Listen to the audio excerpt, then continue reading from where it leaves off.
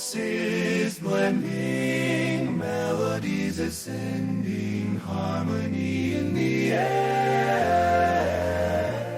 Our songs are never ending. In the barbershop we create magic. Brad and John show, yeah, it's pure classic. No instruments needed, just our vocal range. Notes flying high, it's our musical exchange. Tracy's station may try, but they can't compete. Our barbershop style, it can't be beat. Oh,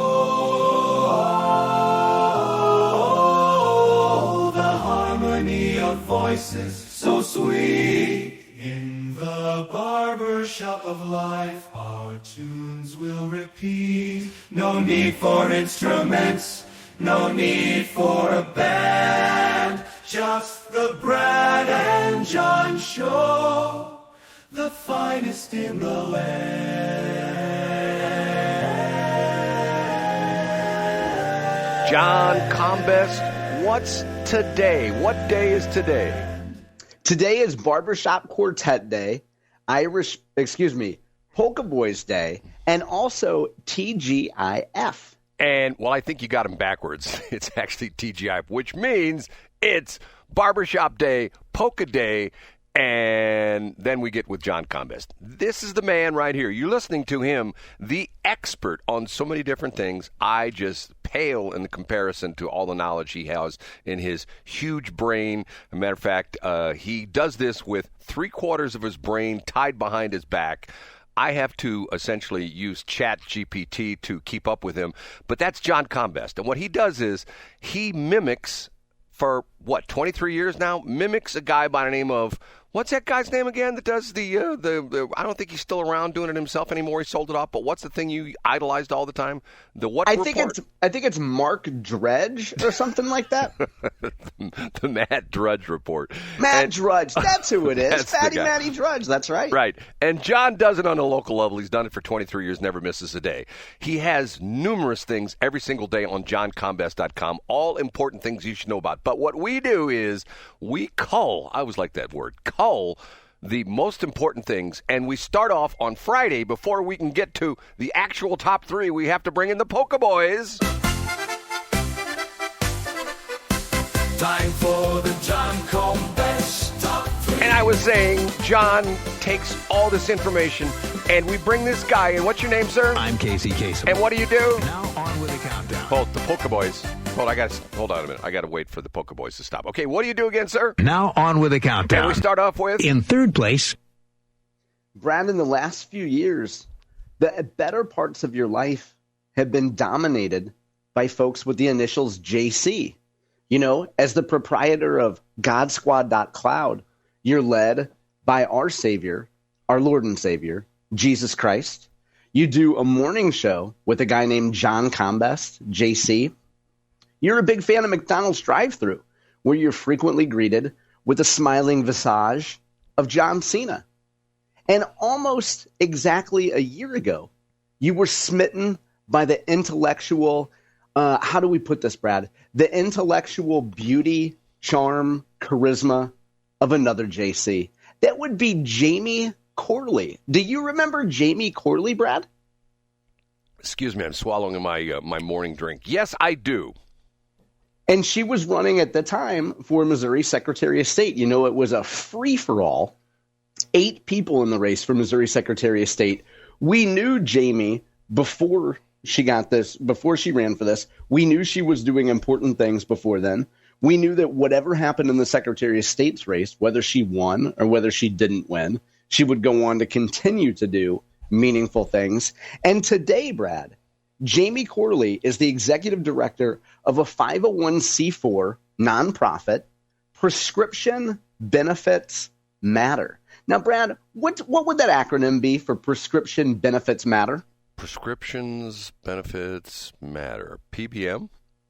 It would be PBM. It would be for Pharmacy Benefits Manager. Right. You know, PBMs get beaten up a lot in the media for anybody that's part of the healthcare system, whether you're big pharma or PBMs or any of these service providers, you get beaten up a lot. Jamie is the leader of this nonprofit, and she's had a big week because earlier in the week, she had an op-ed piece published in the Kansas City Star. She also yesterday was on This Week in Missouri Politics Daily, better known colloquially as TWMP Daily, with Scott Vaughn. And she was talking about what PBMs do, Brad. And she talks about, I'll go back to the KC Star op-ed. She says, at the end of the day, most people don't care about industry acronyms. They care about whether they can afford their prescriptions. And PBMs help make that possible. Now, the interesting thing that she did with Scott yesterday, Scott's TWMP Daily, usually he has folks in his office and they chat about the topics of the day. They went out on, I believe they were out on Madison in front of Scott's office, and Jamie's got a game called Guess the Price. And you can go up to this game, Brad, and it's in different parts of the state. It's traveling around parts of the state. And you can try to guess how much your favorite prescriptions would cost. So, if you're a little on the heavy side and you wanted to get Ozempic, you could guess what your price for Ozempic would be at the retail counter. And then you get to see the price after PBMs actually negotiate those prices with big pharma and get a better price for consumers. So Jamie does a really good job of explaining exactly what PBMs are. If you're like me, Brad, and I know you have decades more experience with healthcare than I do, but a lot of these acronyms are just confusing. You just know stuff is expensive. But I think Jamie's point is stuff would be a lot more expensive if we didn't have PBMs fighting for us. So I would suggest folks go to johncombest.com. You can search in the search tab for Jamie Corley. If you look up, I believe it was 2 days ago, her KC Star op-ed, you'll find it on my website. And as I do in most cases, Brad, with the Kansas City Star, I have a paywall-free version up yesterday. And you can also see Scott Vaughn in broad daylight with Jamie playing Guess the Price on Madison Street.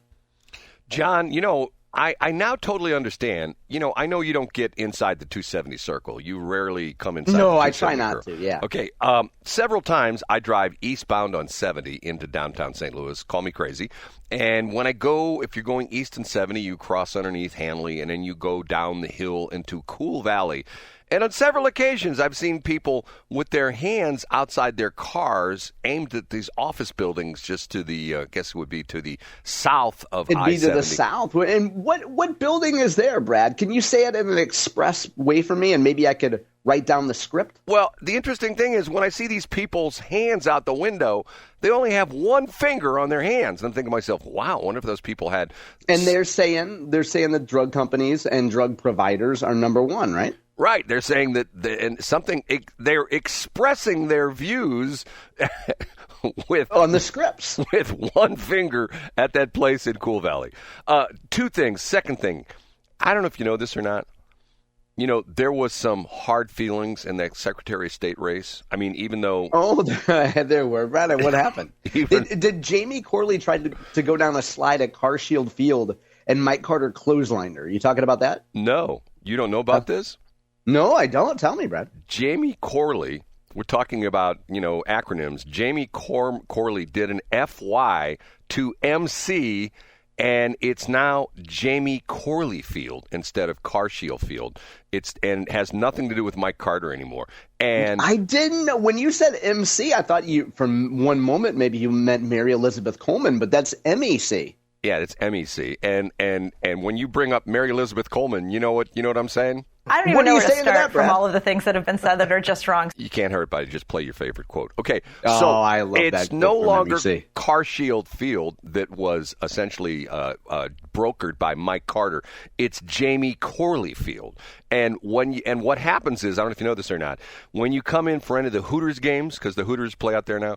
Okay. Wow. We're hitting all my favorite points today, yeah? When you come into the Hooters games, you get $1 discount if you bring in an empty empty prescription bottle. That's the thing. Wow, that's amazing. Now, can it be from a junkie down on Bell Fountain Road, or does it have to have my name on it? I actually has your name on it, and it has like a doctor's name, and it looks like it's semi-official. Although there are people that, sit down at their computer and type out something and then cut it up and tape it to a prescription bottle. But, I bet there would be. Well, then condolences to Mike Carter. Yeah. I think Mike would agree that replacing Mike in anything with Jamie Corley would be an upgrade, right? You said it, I didn't. Up a notch to number 2. To quote the legendary rap group, Ninjas with Attitudes, the mother bleeping saga continues, Brad. On the western part of the state, if you thought we were done with the Chiefs and Royals drama, you're wrong. From the Kansas City Star today, the opening paragraph. Several Missouri officials expressed shock and frustration Thursday afternoon after the Kansas City Chiefs asked Kansas lawmakers to extend that state's stadium funding incentives program past its Monday deadline. That's right. The Chiefs going over to Kansas and saying, okay, dudes, we got a pretty good deal from Missouri now. Will you please extend your offer to pay for 70% of our stadium? And then, maybe we'll think about it, put them side by side, see which one we like more. Brad, this shocks you that a team would play states against each other, right? Like, you didn't see that coming. Do you want my comment on this, John? I do, Brad.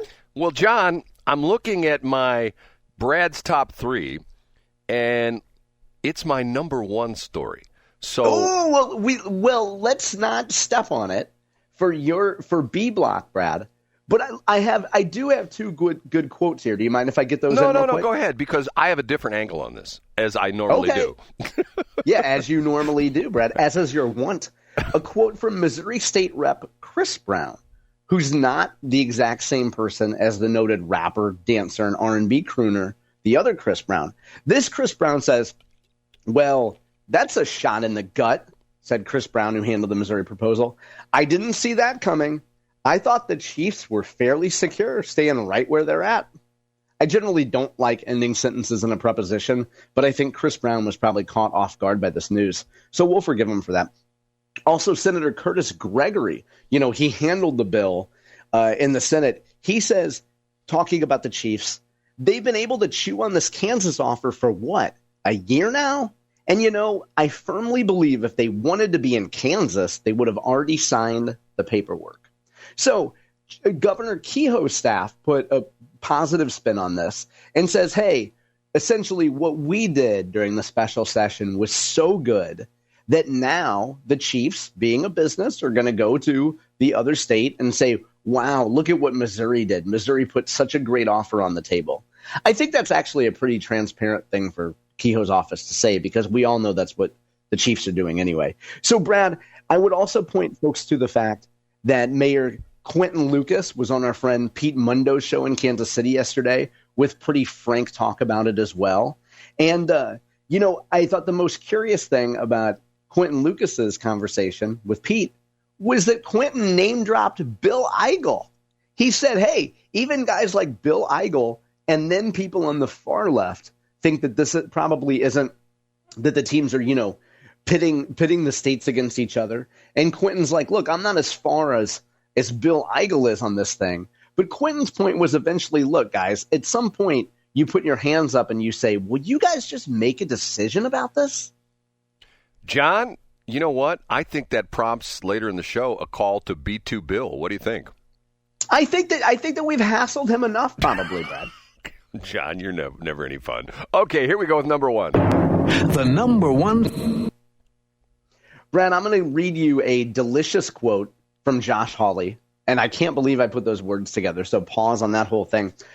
A quote from Josh Hawley here. Too many little goodies in there. People are screwing around with it. Brad, this isn't just what you used to say off New Halls Ferry Road in the 1970s. No, Josh Hawley is talking about the big, beautiful bill.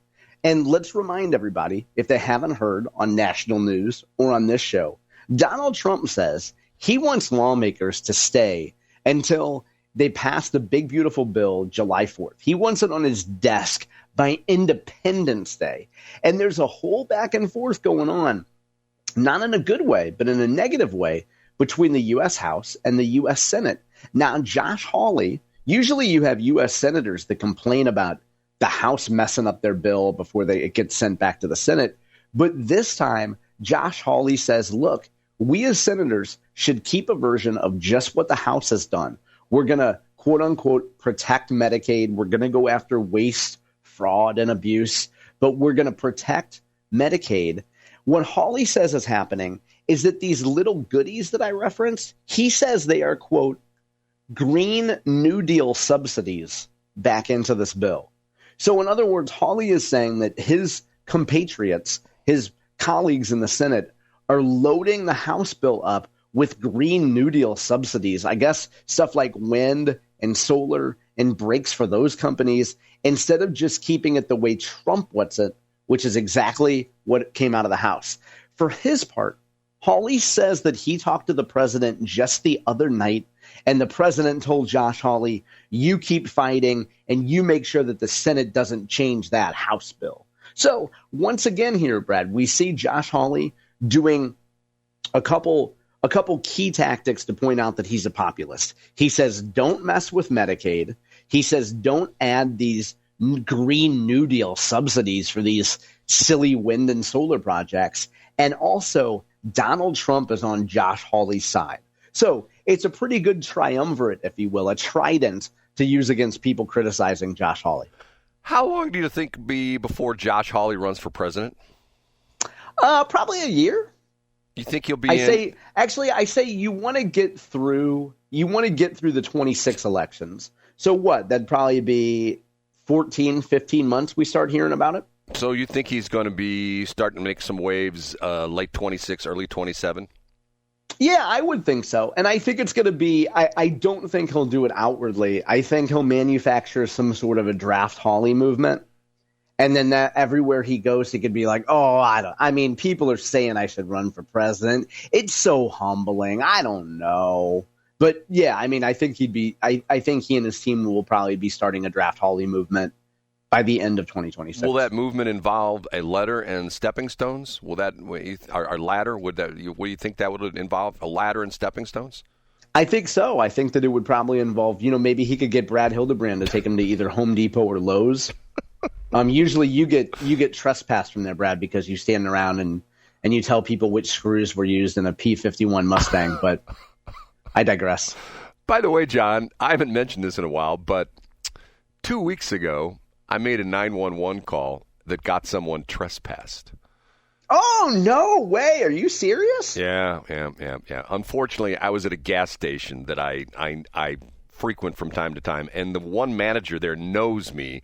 And as I went in there to buy my I think it was getting iced tea that day, Arizona iced tea, which is only 99 cents. That's like a super good deal. Big old can. It's like a tall boy can for iced tea. Anybody likes big old cans, it's you, Brad. It's me.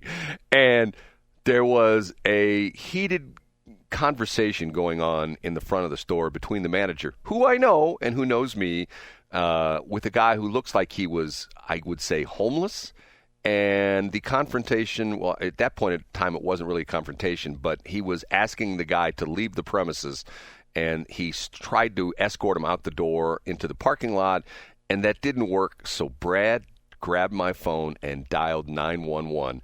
And first off, a unmarked car with two detectives shows up, then a marked car, then another marked car, and then another marked car, and I should have taken video of it, but the dude decides he's going to go, mano a mano? Is that what it is? Oh, yeah, mano y mano. Except he was mono, and what would 5 be? What would mono? 5 manos. Cinco mano. Like cinco mano with two detectives who I wouldn't want to mess with, who looked like they were sort of burly guys, and a female police officer and two other police officers. Long story made short, the guy ended up face down in the parking lot with handcuffs behind him. So that's another one of Brad's 911 calls, John. Did it feel good to finally make a 911 call that was significant and meaningful? They all are, John. And wasn't, I saw a guy on the side of the road. He looked like he needed help. Tell him to call AAA. Stop calling our 911 line for frivolous nonsense. I don't make those kind of calls. Okay, Brad's top 3 is up next, and John stole my thunder a little bit, but we're going to amplify it because I have a little bit more to the story that John doesn't know about. Okay, you ready? I'm ready.